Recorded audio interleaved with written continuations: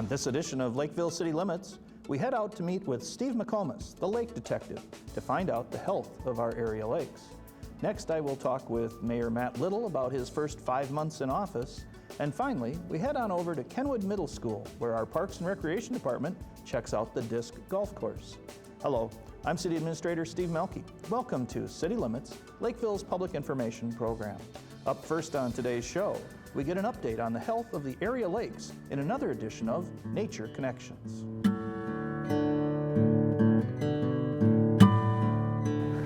Hi, I'm Ann Messerschmidt, the Environmental Resources Specialist with the City of Lakeville, and welcome to another edition of Nature Connections. Today we're out here at Orchard Lake with our very special aquatic scientist, Steve McComas. Thanks for coming out, Steve. Oh, my pleasure. It's always fun to be out on the lake. Yes, it is. And today we're going to talk a little bit about the state of the lakes of Lakeville here, and we have kind of some interesting things going on with this past winter. Do you want to tell us about that?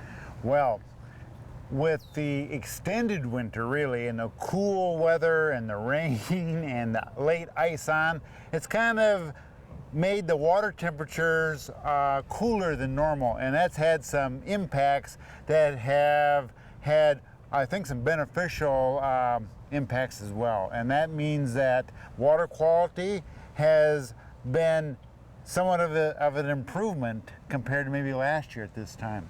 Last year at this time, water temperatures were about 10-15 degrees warmer. So with being cooler, metabolism has slowed down. So algae growth has slowed down. In fact, so has aquatic plant growth. The fish, they're cold-blooded. They don't care. They're doing just fine.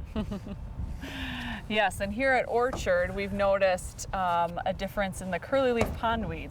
And that is something we always look at in the springtime because this is an invasive plant that can end up releasing a lot of phosphorus. So we tend to manage that plant. So what have you been finding with the curly-leaf? Curly-leaf pondweed, you are exactly right. A non-native invasive species. It has ecological impacts as well as recreational impacts. So that's why we've been checking things early on this lake as well as other lakes for a number of years. Well, the cool temperatures and cloudy conditions have really delayed its growth. So by keeping this growth down, a couple things have happened. One, it's not a recreational or an ecological problem this year. So one, it saved us a bunch of money. We're not going to treat it this year. Its growth is so limited, it's only a few feet tall, and where it is growing otherwise, it's very patchy and not really a problem at all. So we're going to let it go. And that'll save us a little bit of time and money. And ecologically and recreationally, it should be just fine this year. Great, yeah, because I know we've treated Orchard in the past, several acres, like 26 acres per year, and we used to harvest this lake, and we switched to doing herbicides, but we've had such a small window. We even tried to get full lake treatments with the DNR, but that also just didn't pan out here. You have to have certain temperatures and timing. But on Marion, we also do some spot treatments, and you've been finding kind of the same thing over at Marion? Yes, and Marion, it's also been very spotty in terms of growth, and we're not quite sure why. But in some areas on Lake Marion, we just got off there yesterday, it's 1 to 2 feet tall. In other areas, it's 6 to 8 feet tall. But where it's that tall, it's in a very narrow band, and it's so restricted in growth that we're saying we're not even going to treat that because, again, ecologically and recreationally, it's not really going to be a problem or a nuisance. So we're going to let that go, and we should be in good shape because it dies back normally by July 4th. Great, yeah, that's great for our recreation during that time. And the native plants will be coming in just about on schedule. This cool weather is having a big impact on curly-leaf and on some of the native plants too. But you watch, come late June and mid-July, when those warm temperatures do come in, things will catch up. Oh yes, yes it will. And we know this because we've been studying Marion and Orchard specifically every year in the spring and in late summer. Yes. You've been going out and doing aquatic surveys. These plants really are geared to go into a rapid growth phase once that water does warm up, and it almost always does. Yeah, and it's So- always interesting to read those reports, how it kind of changes over time. It's never the same. That's it. Every year is different. Yeah. And for that matter, every lake's a little bit different too. That's right, that's right. So it's been great to get that information, to be able to manage our lakes very hands-on. Well, Lakeville has done a tremendous job because not only are the lakes being managed, but also the watershed, of course. And the watershed is what drives what we see happening in the lakes. And the lakes are all in very good shape and are all healthy. Yeah, I think at one point Orchard maybe was even on the impaired list for phosphorus, was it not? if it was- Originally? Yes. If not on the list, very close to being on the Yes. list. It actually has improved in the last few years. Had significant improvements, and some of that is that watershed work we've been doing. Well, we put in some aerators in a drainage way that comes into Orchard. Yes. It's all incrementally helpful. A little bit here, a little bit there, and cumulatively makes a big impact. And that's how watershed work combined with some of the in-lake work helps. Yes, and with that bubbling of the aeration, how does that work? Do you want to kind of explain why we did that? Because in general, we don't do aeration. Right. Generally, aeration is not a cure-all. It doesn't work in every case, but in this instance, because we had water coming out of wetlands, we had a lot of dissolved iron, and we had a lot of dissolved phosphorus. But when we put the aeration in there, it reprecipitated. It made the iron reprecipitate, go back into a solid form. And then when it was solid, that iron in a solid form, the phosphates globbed onto the solid iron. And then it inactivated the phosphates before they came into Orchard Lake and removed that phosphorus so that it wasn't available for algae growth in Orchard Lake. So it looked like it was a best management practice in a very specific case. Yes. In this instance, for a wetland system. Yeah, I've been very impressed with how it's worked, and the lake just keeps getting better and better. Should we touch on a little bit more on, I mean, Marion, there's really not much to report. It keeps kind of, standing along. We do spot treatments. We are in a proactive mode in Marion. So there we want to be proactive rather than reactive. So we are monitoring that. If we see something that should be flagged or something comes up, then we act on it. But right now we keep monitoring, we keep looking to see is there something that needs to be fixed or addressed. And like you mentioned, last year we treated some curlyleaf pondweed that was flaring up. This year those same areas are under control. Great. And they were not flaring up, so that was not necessary. But we keep looking for things that if there's a problem situation, then we'll address it. And we are about to install a informational sign about aquatic invasives at Marion, because that's really our biggest concern since it's a high recreational lake. We want to make sure people know that they need to check their boats and keep things out of our lake that we love. It certainly is more effective and certainly cost effective too to be proactive rather than reactive. Absolutely. So anything, do you want to tell us a little bit about Valley Lake where we use barley straw and why we Yes. use barley straw? Sure. That's one of those things too where you do watershed work as well as some in-lake work. And a lot of the watershed work is being done already, but sometimes what we do, we'll go back into the lake, and that's where barley straw comes in. In a small system, you can use barley straw to kind of help reduce the phosphorus content in a lake or in a small lake or in a pond. And if you can reduce phosphorus, then you can reduce algae growth. And that seems to be what happens when you use barley straw.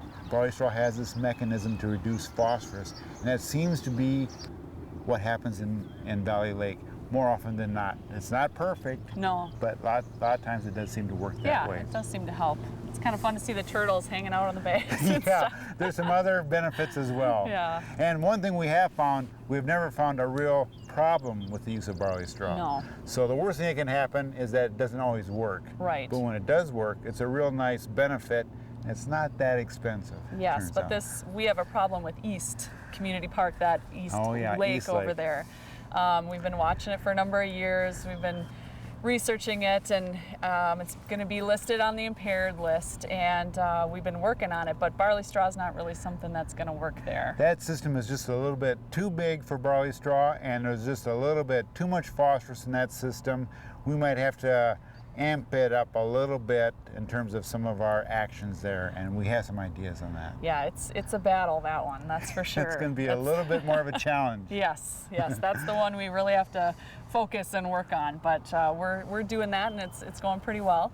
And then the other one that we didn't touch on is Kingsley Lake. Now that one is, I consider, just a big wetland, super clean, no problems. We've looked at it periodically for things, but really it's just kind of a great system that we don't need to manage. Exactly. Kingsley is a situation where you want to, it's in a protection mode. Yes. We just want to make sure we can protect the existing situation and keep things from getting out of whack or out of hand. Exactly. So we're in a protection mode. Yeah, so we just work with the lake associations and work with Steve and try to get everybody on the same page and keep our lakes clean. So balance things with watershed and then the in-lake aspects. Yeah, so today out here on Orchard, we're gonna take a look at the curly leaf and kind of how you check it out. So sure. Should we go out? Let's head on out and see what that curly leaf is up to. All right. Sounds good.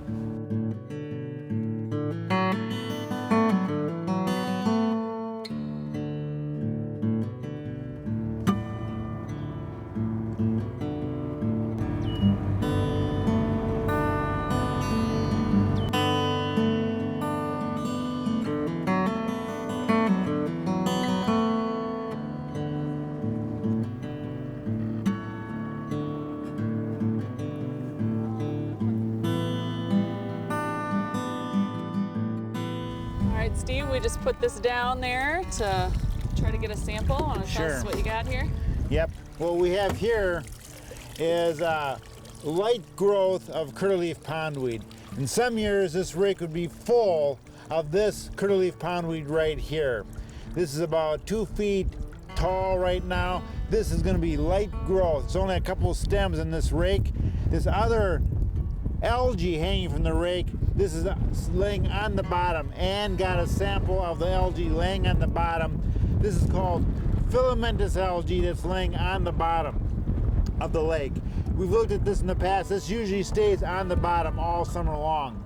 But this is curlyleaf pondweed right here. This is the plant that can grow to hundreds of stems per square yard and can be a real problem, and has been in the past, but is not a real problem this year in Orchard Lake. It has, and we're not really treating it this year because a couple stems and light growth like this is not a big problem, and for recreation or for the ecology of the lake. Well, thanks, Steve, for coming out. We really appreciate you showing us how you do your sampling and the information about our lakes. Well, thank you, Ann. It's always fun to be on any lake in Lakeville. Oh, thanks so much. If you have any further questions about the lakes in Lakeville, you can give me a call at 952-985-4528.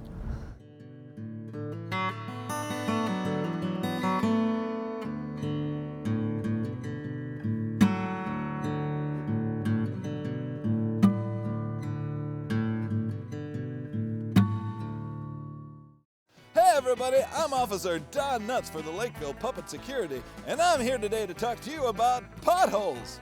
Hey, if you're driving around the city of Lakeville and you see these nasty potholes in the street, there's numbers that you can call to get those potholes fixed. You can call the city street department at 952-985-2711 and report that pothole. Or you can report it online at the city's website at www.lakevillemn.gov. Remember, pothole safety is in your and your car's best interest. Hey, that was pretty good. I think that'd work.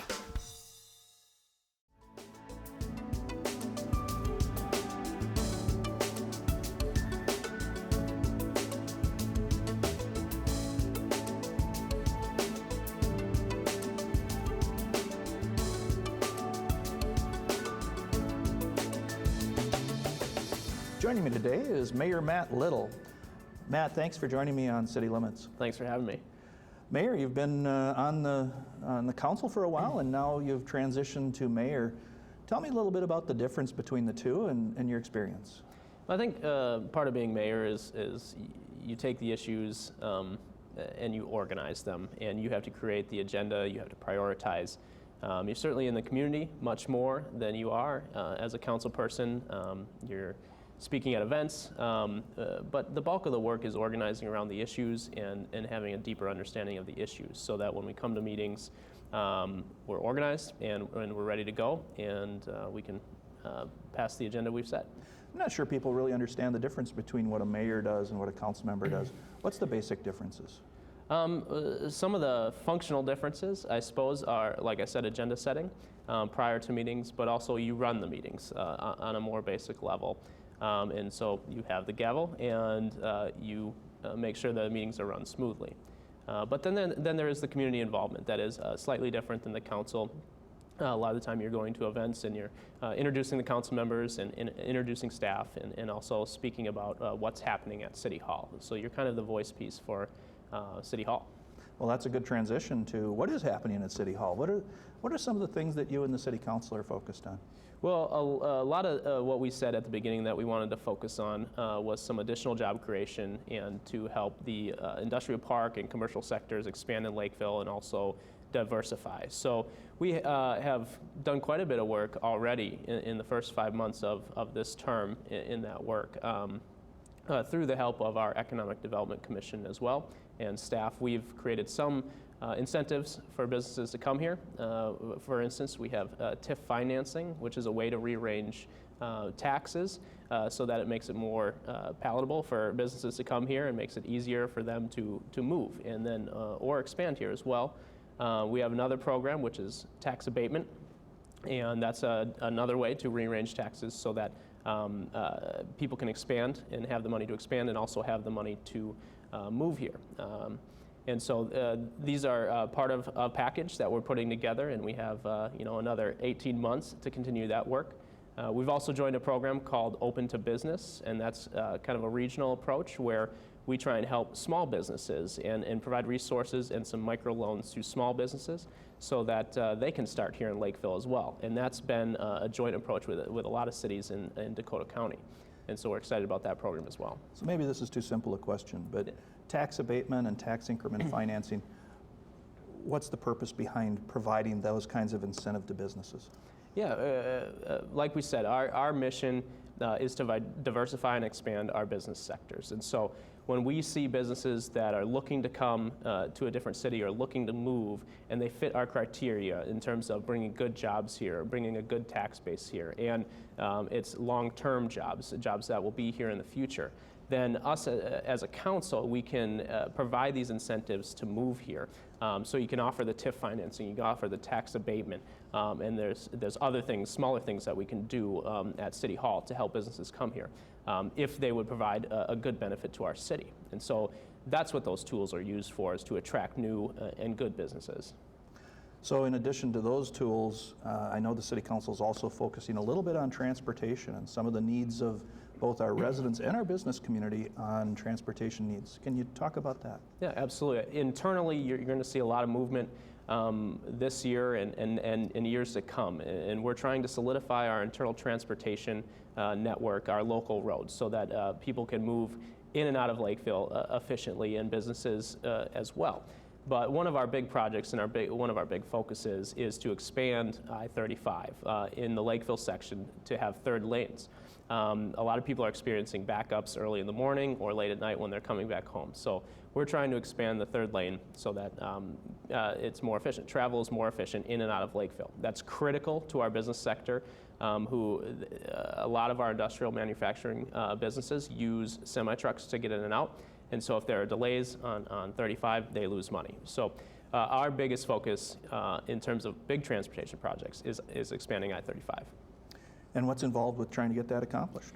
There's a lot involved in that size of a project. We have to certainly work with ourselves on a council level. There's a county approach and also a state level.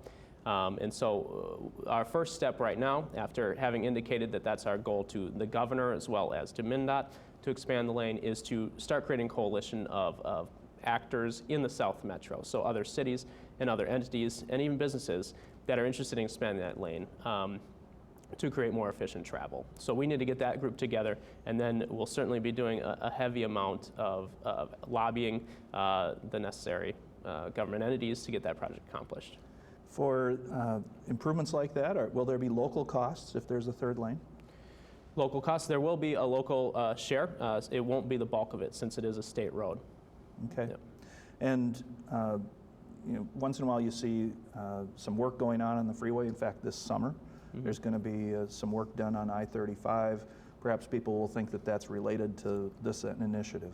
Right. That is actually just repairing the road. There's some deficiencies in the road currently, and so MnDOT is fixing those. And it's actually one of the big reasons it sparked the third lane discussion. We were asking for them to just put a third lane in there while they were making those repairs.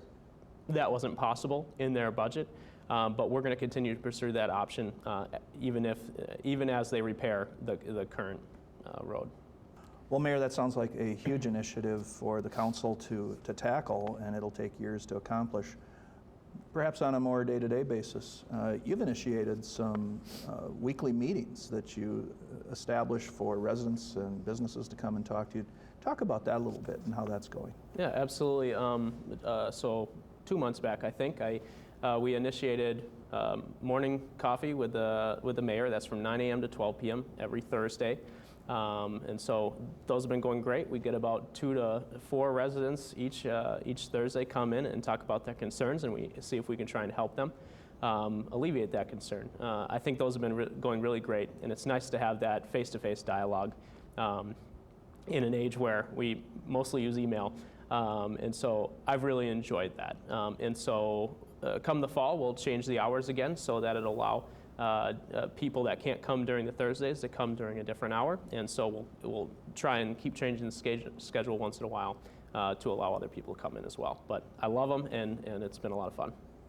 Well, what do you do with that information when you do hear from people? Yeah, a lot of the time, if it's something simple, for instance, there's a lot of potholes this spring because of the spring we had and a lot of the snow we had. So that's something simple. We send on the request to get that pothole filled. If it's something bigger, if it's something that's more widespread change, then that information gets conveyed to staff, and if it's something that we want to take to the council, we take it to the council, and it can lead to a policy change. But there's such a varying degrees of what people are trying to get done and what their problems are. Sometimes we can solve them instantly, sometimes it could take months. So if somebody's interested in having coffee with the mayor, how do they go about doing that? Yeah, they just call City Hall, and you can schedule a meeting from in that time slot, 9 a.m. to 12 p.m. on Thursdays, or you can walk in. You might have to wait a little bit if someone else is meeting with me already, but be happy to fit you in. Excellent. Yeah. Well, Mayor, thank you for joining me on City Limits today, and good luck with your initiatives. Yeah, thank you, Steve. Good to talk to you. Did you know that people selling items or services door to door need to be issued an ID or registration card from the city? When someone comes to your door, ask them for their city-issued identification or registration card before they inform you on what they are offering. As always, if you are suspicious about something or someone in your neighborhood, please call 911 and ask for a police officer to investigate.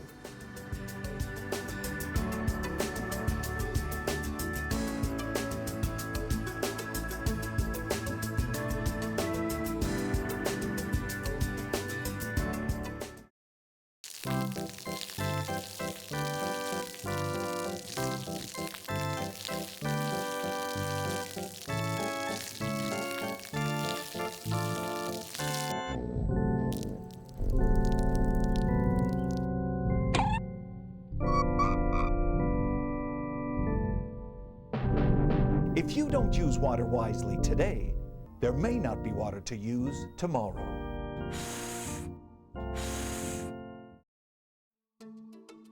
We remind residents that odd-even watering restrictions are now in effect. In addition to the odd-even watering schedule, watering is not allowed between 11 a.m. and 5 p.m. on any day. Fines will be imposed for non-compliance with the watering restrictions.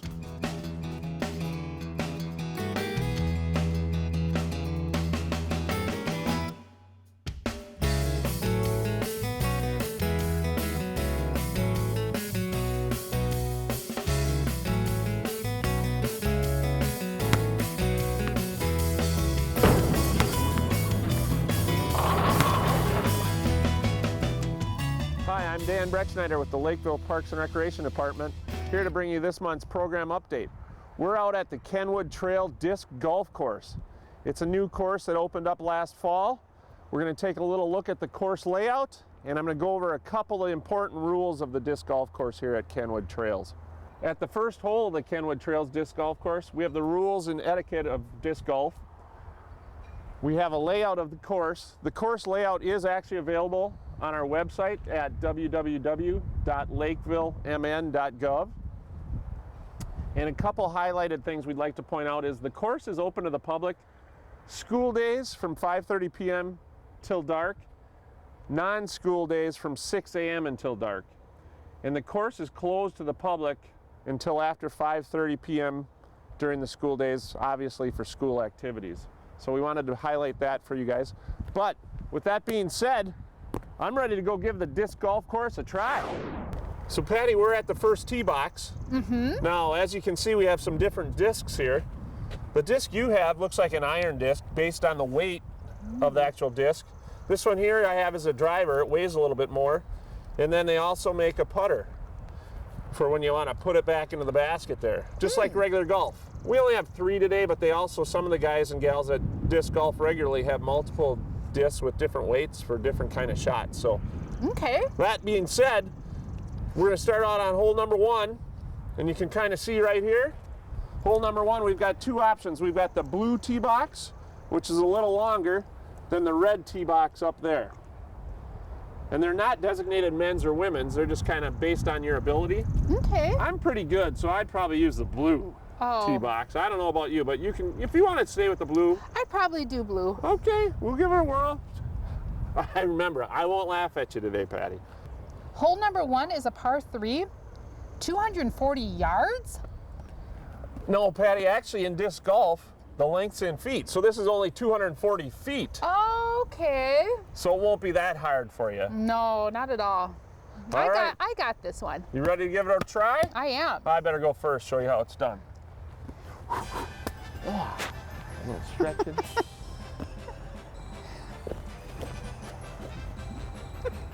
Dan, I think you hit the school. Yeah, Patty, you didn't need to tell me. Okay, here goes. So that metal thing up there? Yep. Okay, here we go.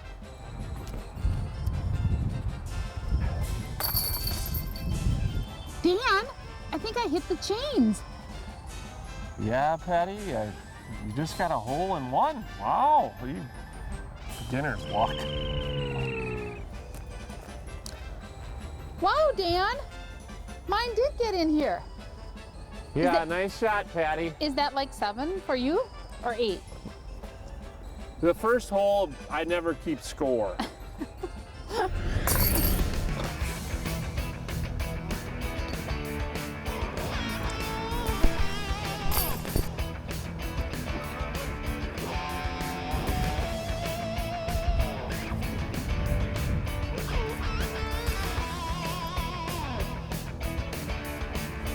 Ooh. Oh!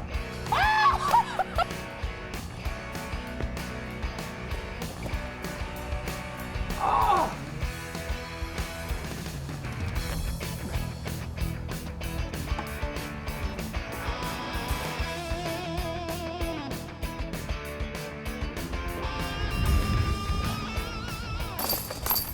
Wow, Dan, I'm really liking this game. Patty, you're doing pretty good. I think you're beating me. Thanks, Dan. Well, we still have a lot of holes to play, though, where I can maybe catch up to you. In the meantime, why don't we take a look at what Park and Recreation has to offer for summer programs? Sounds good.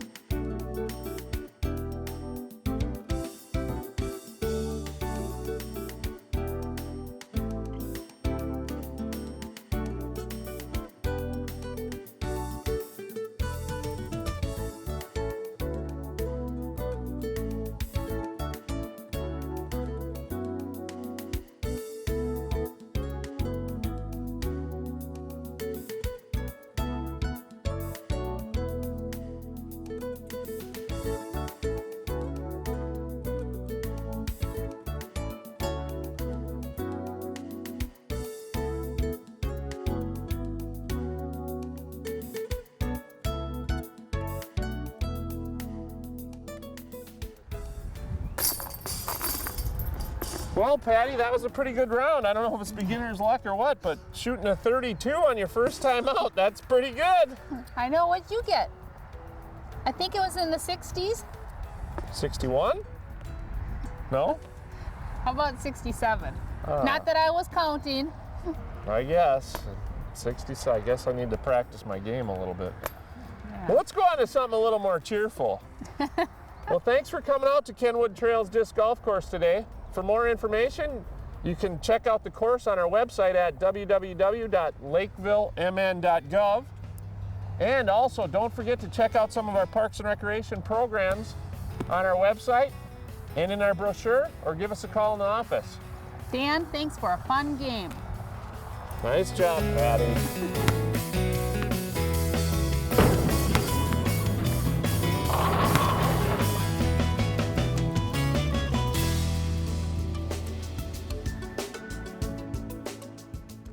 Now it's time for the answer to today's trivia question, which is, how long will the intersection of Dodd Boulevard and Highview Avenue be closed this summer? If you guess C, until late September, you are correct. A roundabout is being constructed at this intersection, and it will be closed starting on June 10. In addition, both Highview and Dodd will have road improvements approaching the new roundabout.